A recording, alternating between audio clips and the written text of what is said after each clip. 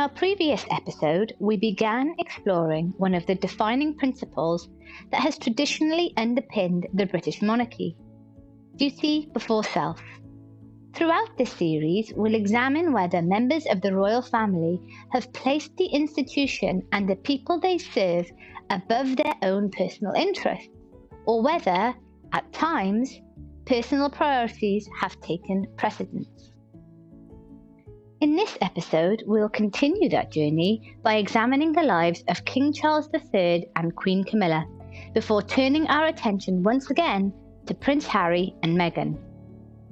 Although the Duke and Duchess of Sussex stepped back from their roles as senior working royals in 2020, and Prince Harry later described his departure from the United Kingdom as the Freedom Flight, they have continued to use their titles of Duke and Duchess of Sussex. Prince Harry has also continued to describe public service as central to his identity and, in interviews and legal proceedings, has expressed the view that he still sees himself as having a role in serving the Crown and country. At the same time, he has made a number of public criticisms of the royal family and the institution itself, something we'll be examining in greater detail throughout this series. Following their departure, Harry and Meghan also proposed continuing a life of public service, while representing the late Queen in a different capacity. However, that proposal was not accepted, and they ceased to be working members of the royal family. Prince Harry also continues to use his title as a Prince of the United Kingdom. Because Harry and Meghan continue to identify themselves through their royal titles and continue to speak publicly about service, it is reasonable to examine their actions alongside those of other members of the royal family. That doesn't mean that they should be judged more harshly or more generously. It simply means that they should be measured against the same principle that this series applies to every royal we discuss. Did their actions demonstrate duty before self? Part 3. King Charles III, a lifetime of preparation and a life of contradictions. If Prince Philip's story is defined by sacrifice, then King Charles III's story is defined by patience. No heir has waited longer to become monarch. For more than 70 years, he prepared for a role he could only begin after the death of someone he loved. Throughout those decades, Charles demonstrated extraordinary commitment to public service. He carried out thousands of official engagements, represented the late Queen around the world, and founded what is now the King's Trust. What began in 1976 as the Prince's Trust, now known as the King's Trust, became one of Charles' most significant personal contributions to public life. Using his position as the Prince of Wales, he created a charity dedicated to helping disadvantaged young people who had struggled with education, unemployment, or difficult circumstances. Over the decades, the Trust has supported more than 1 million young people in the United Kingdom and expanded its work internationally, helping many develop skills, gain qualifications, start businesses, and build successful careers. For supporters, the Trust represents one of the clearest examples of Charles placing service above personal ambition. Rather than simply carrying out ceremonial duties, he used his unique position to create an organisation that has continued to improve lives for almost 50 years. Even many critics of Charles's private life acknowledge that the King's Trust stands out as one of the most enduring achievements of his decades as Prince of Wales. Additionally, Charles also devoted decades to environmental issues, long before they became mainstream concerns. From the 1970s onwards, he repeatedly spoke about the dangers of pollution, climate change, deforestation, sustainable farming, and the importance of protecting the natural world. He promoted organic agriculture, warned about the loss of biodiversity, and encouraged businesses and governments to consider the long-term environmental consequences of their decisions. At the time, many of these views were dismissed as eccentric. Newspapers and television programs frequently portrayed him as an out-of-touch prince who talked to plants, worried excessively about architecture and organic food, or involved himself in issues that many people believed were outside of the proper role of a royal. His speeches were often mocked, and some commentators suggested he should remain silent on such matters. Yet Charles continued to champion these causes for decades, despite the criticism. He neither abandoned them nor altered his views to become more popular. In later years, as concerns about climate change and environmental sustainability became widely accepted, many of the issues he had raised were viewed very differently. Supporters argue that this persistence demonstrated a willingness to endure personal ridicule in pursuit of what he believed would be a benefit to future generations, placing long-term service above short-term popularity. These decades of service provide a strong argument that much of Charles's life was devoted to duty before self. But Charles's story isn't without complications. One of the greatest criticisms concerns whether, during the breakdown of his marriage, he placed personal happiness ahead of duty. As heir to the throne, Charles was expected not only to fulfill constitutional responsibilities, but also to uphold the moral standards associated with the monarchy. His continuing relationship with Camilla during the collapse of his marriage to Diana caused many people to question whether he had put his own happiness before his responsibilities to his wife, his family, and the institution itself. When Charles admitted in his 1994 Jonathan Dimbleby interview that he had resumed the relationship with Camilla Parker Bowles once his marriage to Princess Diana had become irretrievably broken down, public opinion became deeply divided. Supporters viewed the admission as honesty about the marriage that had long ceased to function. Critics believed that, as the future king, he should have accepted the personal sacrifice expected of someone destined to wear the crown. For many commentators, this remains the clearest period in Charles's life where duty before self appears to have been compromised.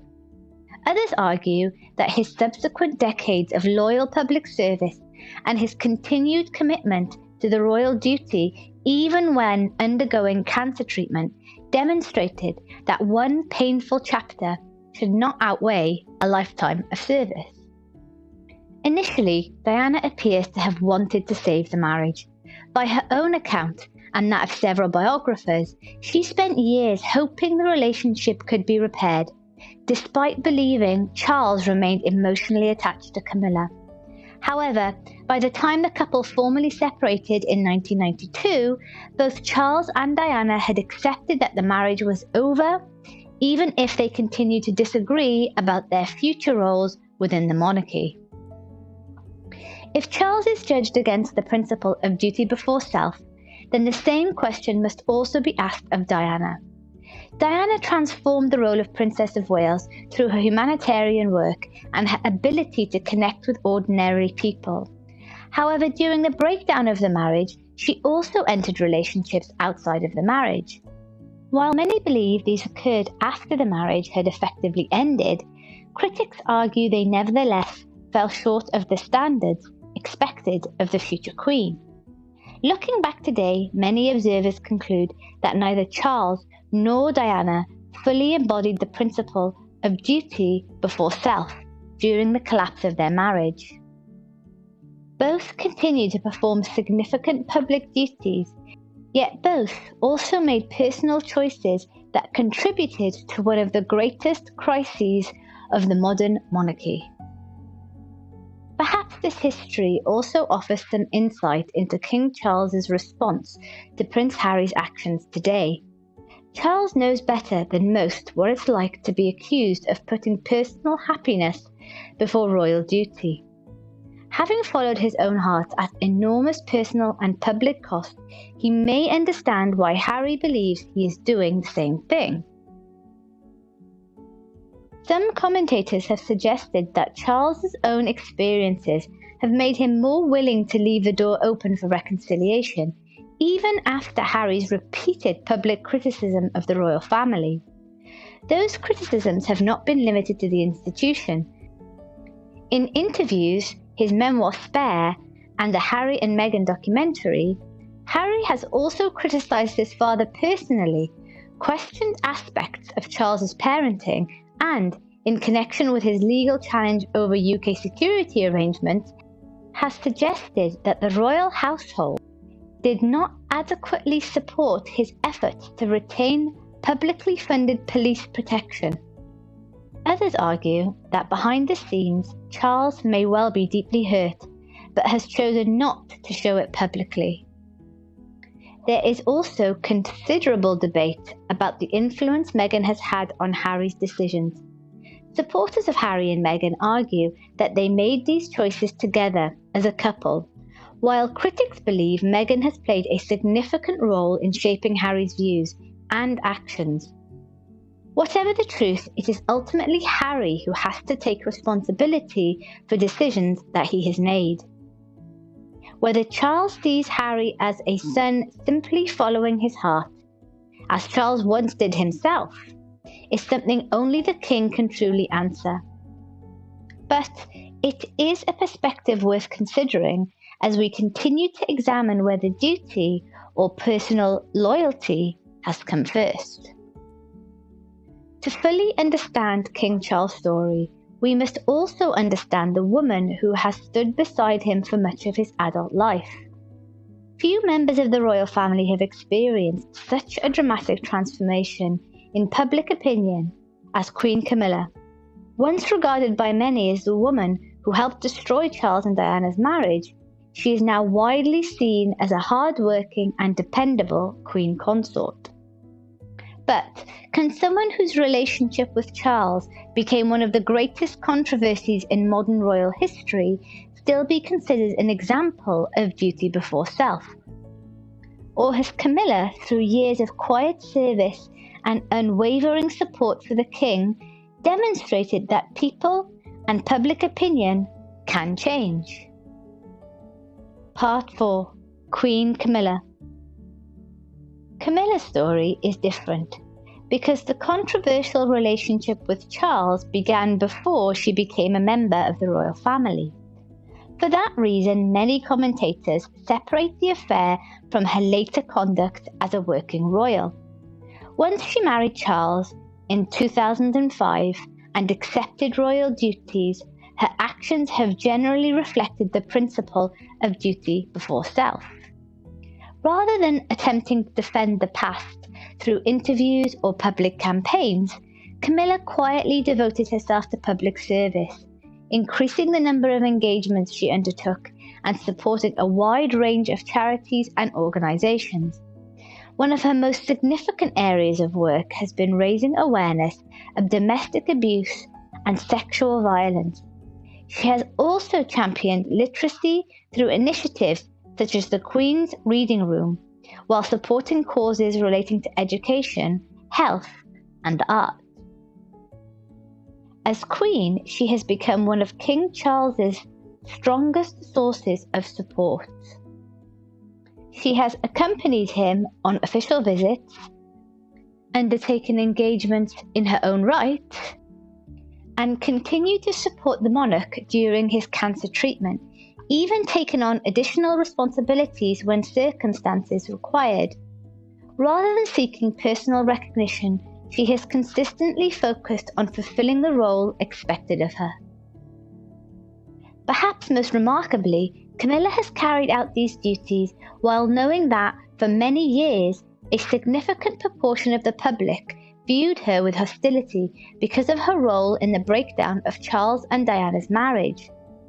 Instead of responding publicly to criticism or attempting to rewrite history, she continued to carry out her responsibilities with quiet determination, allowing years of service to reshape public opinion. Supporters argue that since becoming a member of the royal family, Camilla has consistently placed the responsibilities of the crown ahead of her own comfort and personal reputation.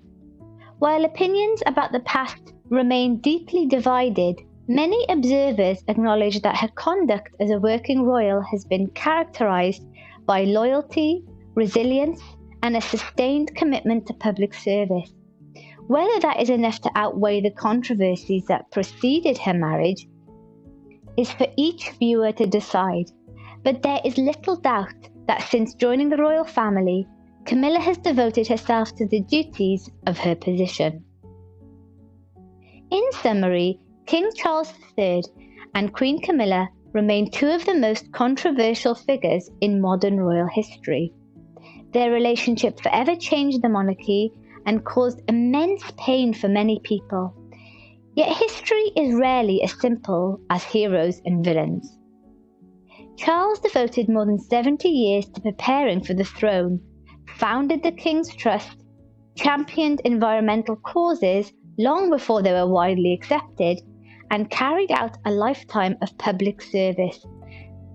At the same time, many believe that during the breakdown of his marriage to Diana, he failed to place duty before his own happiness. Diana too transformed the monarchy through her compassion and humanitarian work. Yet, if Charles is judged against the principle of duty before self, then fairness demands that Diana's actions during the collapse of their marriage are examined by the same standard.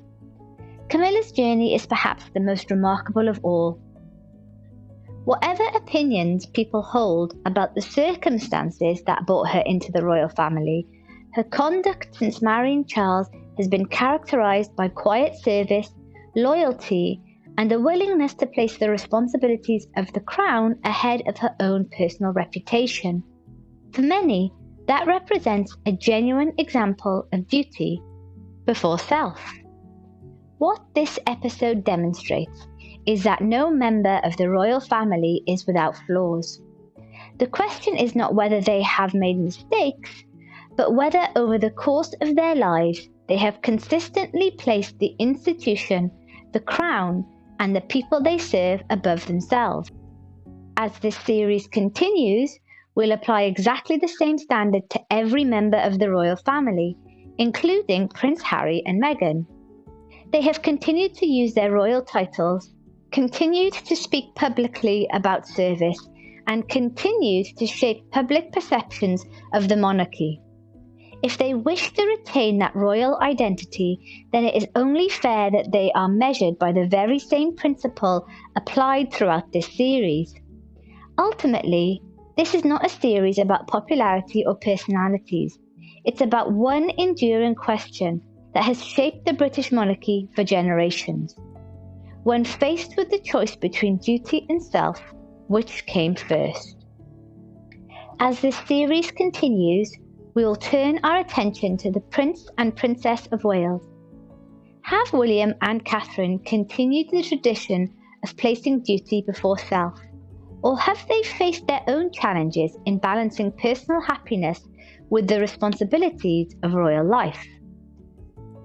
Only after examining their story will we finally turn to Prince Harry and Meghan. By then, we'll have explored the lives and choices of every major generation of the modern royal family, from George VI and Queen Elizabeth II, through Prince Philip, King Charles III, Queen Camilla, and the Prince and Princess of Wales. Only then will we compare Harry and Meghan against the same standard applied to every other royal in this series. They will not be judged more harshly or more sympathetically than anyone else. Instead, we'll ask the same question that has guided every episode so far. Have their actions embodied the principle of duty before self? If you've enjoyed this episode, please consider liking the video and subscribing to the channel, And please do leave a comment below. I read every one. Thank you for watching, and I'll see you in the next episode.